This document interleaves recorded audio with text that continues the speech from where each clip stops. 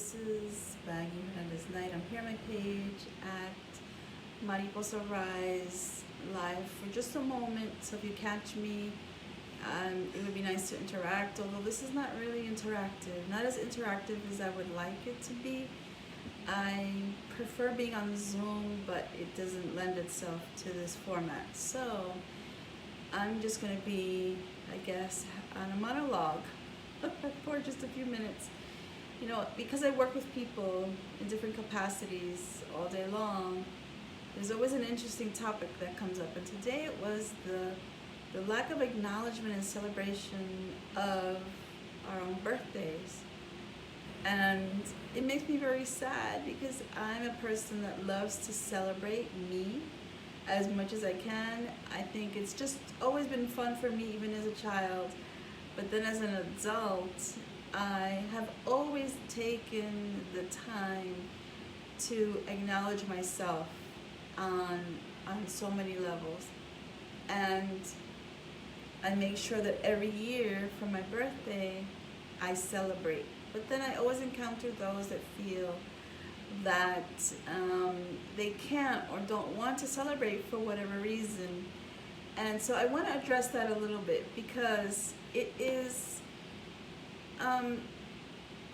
it's a shame. It's you're depriving yourself of something so beautiful when you don't celebrate you.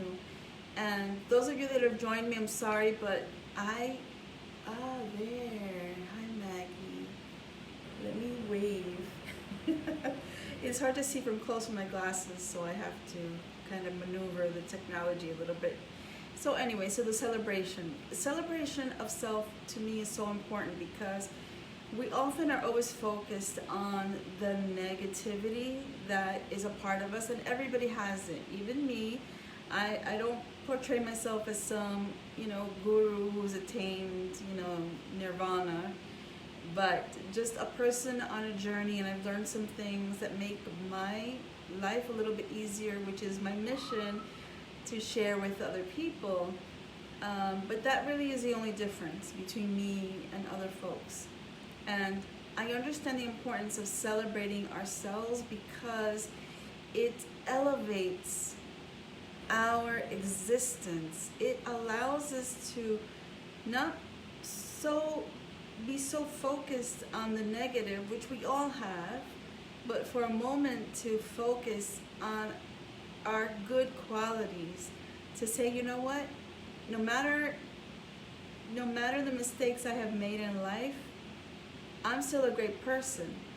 And when we celebrate on a birthday and we focus on that goodness, even if we don't believe it, it does help to change our mood a little bit. And especially now, if you have a birthday in this time and era when we're locked up and we're not able to connect with other people live because we are incarcerated, it still allows for us to acknowledge who we are as a person and to uplift our mood. Uplifting our mood is so important because it helps us reduce the cortisol in our system, allows us to bring up the serotonin, or the endorphins, which is really what allows us to feel good. And why do we need to feel good?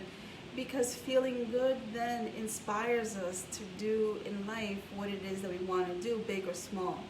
So when we're feeling nice, we're having a good day, if you think about your own life, you will notice that you will be inspired to do certain things. When you're feeling good, maybe you want to get up and go out for a walk or do a quick workout or call a friend. When you're feeling down, well, you understand how it goes, right? The complete opposite. So it's important for us to find every which way possible to improve our mood, if possible, on a daily basis. So if you need to smile on purpose or laugh on purpose, or call a friend that uplifts you, or join a group of women or men that make you feel connected and supported and loved, all that is of such great benefit to us.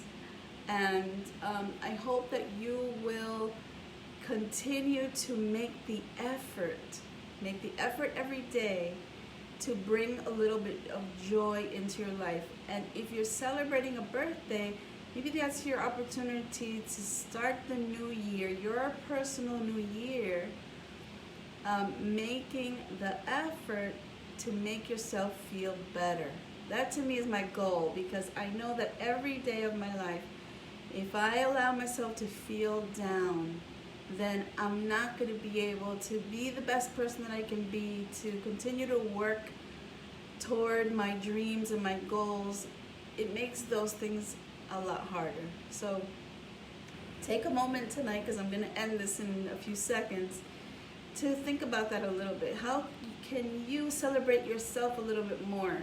What can you focus on that is more on the positive side? And remembering that all of us have our faults. I don't even like to call them that, because there's nothing wrong with you having a moment of a little bit of negativity. Maybe you get angry, maybe you're feeling kind of down and you're letting yourself swim in those waters. It's okay momentarily. I think we have to give us that humanity, but we have to use all the tools that we have, that we can, to lift ourselves back up. So I want to take a quick look at a few messages that I've gotten here.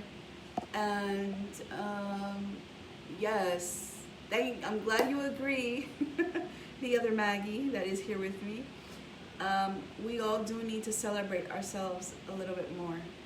And, I think the first time that I really celebrated me, in the sense of that I started to really look at myself and all that I have achieved, is because I had a studio, and in that studio I had to do a fundraiser to keep the studio going, and I had to kind of sell myself. So I had to write down all the things in my life that I had achieved, and I was amazed at how long my list was, and all the things in my life that I have gone after and done, and have had to overcome fears to do so, but I've done it. I've pushed myself, always pushed myself. And more now that I have more information and tools under my belt, I know how to push through my fears. I know how to get past the comfort zone and just make things happen. Recently, for years, my husband had been telling me, because I've been coaching people and leading workshops for a long time, he kept telling me, you need to bring all this online. And I would say he first said that to me maybe 10 years ago. But I was the owner of a small studio where we danced, and I had classes going, and every single day I was in the studio supporting my clients, and I was unable to focus on that. But what I realized after the fact is that there was a little bit of apprehension and fear there, and I had to again push through my comfort zone, and I finally have done that. I finally have brought my work onto a platform so that I can offer it up to people as online courses. And I'm so excited because it's one more notch on my belt, right? It's one more thing that I can say I have accomplished in my life. And I'm never a big proponent of saying that we all should become these superstars. I don't consider myself that in any way, shape, or form.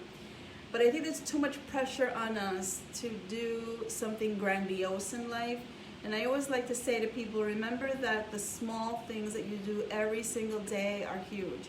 The fact that you may be a mother or a father raising children and making sure that they are provided with everything that they need, and making sure that they are loved and cared for, and that they have food on the table, and that someone is there to hug them and kiss them and tell them, I love you every day, is already amazing. To me, everything else that you do in life is like the little cherry on top. And I say this over and over again. I think every time I come live, which has been rare, but I'm trying to, do it more and more, I always repeat that, because I feel that's such an important point, because we are under so much pressure to do and become, more than the human being that we already are. And I think that if we remove that pressure, then I think we actually can achieve something. Because I'm going to go back to the first point when I started this live, and that is this: that if you are not feeling good on a daily basis, that contracts you, keeps you small. And you need the feel-good feelings on a daily basis to keep you going, to keep you motivated, to keep you happy, to keep you in good spirits, and so that you have that good attitude that you can bring back to your family and your friends, and especially in your home. Notice we all infect each other with our mood, and so it's so important for you to protect how you feel. And so that's it. That's all. I promised I was going to keep this really short. Maybe I've been on for 5 minutes or so, but whatever it is, I'm going to try to connect here with the community every day if I can, around 5-ish. And I'm getting messages, but I'll tell you that it's hard to see because I wear glasses, as you can see. And they are for dual use. I see, okay, thank you for the encouraging messages.